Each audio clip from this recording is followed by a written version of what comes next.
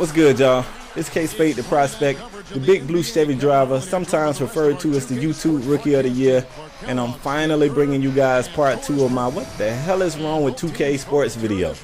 So first of all, let me apologize for how long it took me to get you guys part 2 of this video. I could give you 1,000 excuses why it took me so long, but at the end of the day, I really should have got it to you faster, so my apologies for that. Now, let me tell you what my goal is for part 2.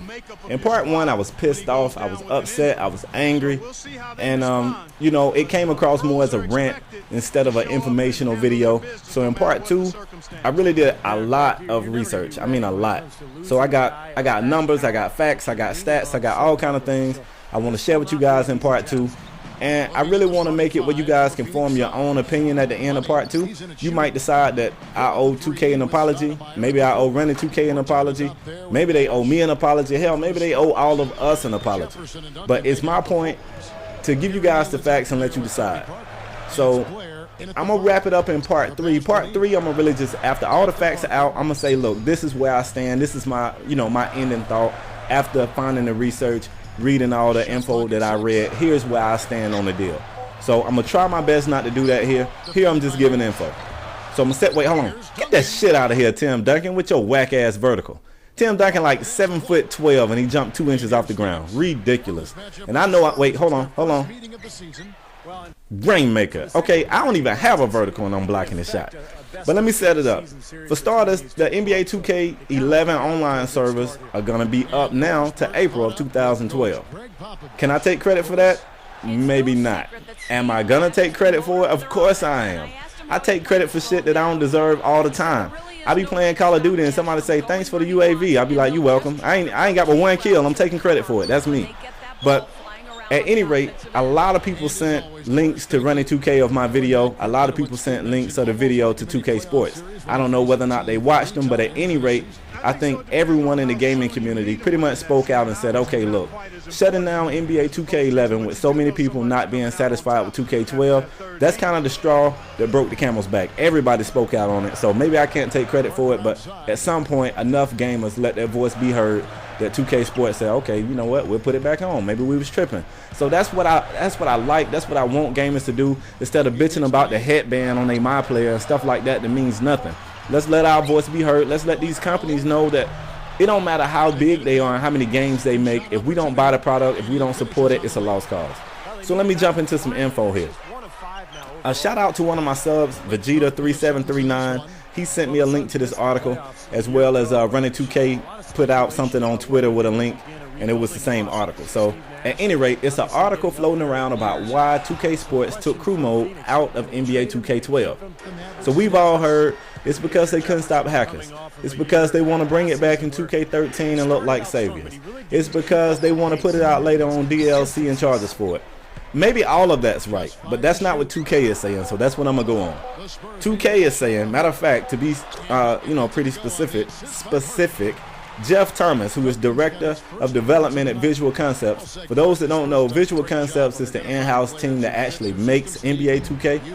And this guy, Jeff Thomas, he said, wait, hold on. Rainmaker. Okay, Jeff Thomas is saying that the code, the online code for the multiplayer of NBA 2K hasn't changed since NBA 2K1 on the Sega Dreamcast. For those that don't know, 2K1 was the first 2K game that you could play online. So they're trying to say that the code for this game hasn't changed since 2K1. That's a decade of the same code. Now, I'm not saying he's lying, but that's pretty tough to believe. And you know what? Anyway, let me get to it. He says that over this last 10-year span, they've modified it, they've tweaked it, they've done everything they could possibly do, and they've gotten everything out of the old code that they could get out of it. Now, I wouldn't think you could get 10 years out of, you know, the same online code, but especially considering it's crossed 2 gaming platforms. You went from the Dreamcast to the Xbox 360 with the same code. Sounds like bullshit to me, but that's not my job to decide. That's y'all's job. So anyway, so the article, I will put a link to the article in the description. You guys owe it to yourselves to read the article. It's a good read. But also, I don't know if the guy doing the interview proposed the question or somebody asked the question, what about betas? You know, why didn't you guys put out betas? So he referred to, you know, games like Battlefield, Call of Duty. I don't think Call of Duty's ever had a beta, but I mean, they still fit what I'm about to say here.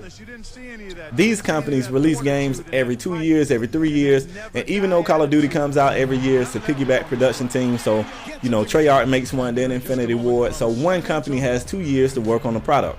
So that gives them time to do some tweaking, to, you know, put out a beta, find some bugs, whatever.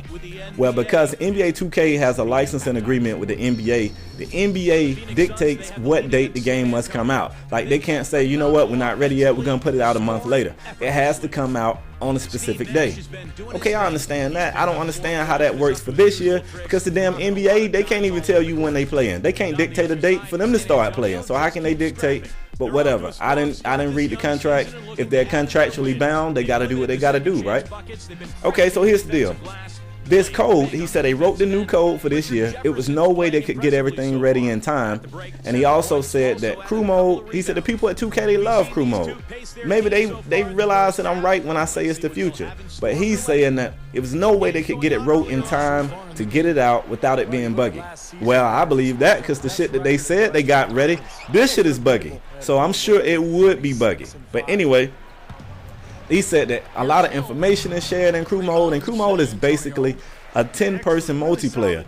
It's 5 versus 5. Even if you never see a 5-man crew face a 5-man crew, it's 10 people. It supports 10 people online, and it's a lot of information sharing, and it's something big to write, you know, in this online code, and they couldn't get it done in time.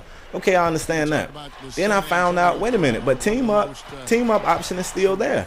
So I'm going to give him the benefit of the doubt and say that because you're not uploading your own My Player, that's why the team up mode will work. Because in my mind, I'm thinking team up is 10-man multiplayer, 5 versus 5, the same thing. So I don't know about you guys, but I would trade team up for crew mode any day.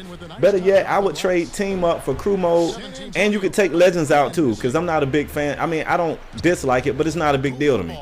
So at any rate, this is what he's saying. He's also saying that, contrary to popular belief, they're not just sitting back counting greenbacks, laughing at the gamer. He said that they hear us, they're doing everything in their power to fix some of these issues. One patch has already been put out to address the disconnect issue. Another patch either just dropped or is gonna drop very soon to address, Rainmaker, to address the lag issue. And also the patch has been put out for PS3. I don't know about 360, but the patch has been put out to address, you know, how easily it is to make 3-pointers in the online associations and the online, you know, head-to-heads. So he's saying that they're trying. So, you know, he got me feeling bad. Like, damn, I just went in on these guys and maybe they are trying. But legend mode is something I really want to talk about. I think it's a joke. I'm gonna be honest. So Running 2K, I got my first ever reply from Running 2K on Twitter, and it was some dumb shit. But we're going to really get more into that on part 3. But to try to wrap this up before the video ends, they released 47 new legends that you could buy with your hard-earned money. And one of those legends is George Mirasan, an ex-center for the Washington Bullets, not the Wizards. Get this, y'all. For his career, the dude didn't even average double-digit points. He averaged 9 points a game. He was a big, tall, sorry-ass center. The only thing that was good about him was he was taller than most people, but he was still trash. I'm sorry, the Mirasan family, if you get this video, if somebody send you a link, look, I apologize. I love the dude, but he is so far from a legend, it's not funny. This bag of potato chips sitting beside me is more of a legend than he would ever be. But I'm going to wrap it up there, and I'll catch you guys next video, man. Peace. Having just been named the Rookie of the Month, can you tell us how that feels? It reinforces to me that the hard work I'm putting in every day is beginning to pay off. To get recognized for that level of work is just a reminder of what I'm trying to do in this league. I want rings, not individual awards, but I'll take whatever I can get along the way.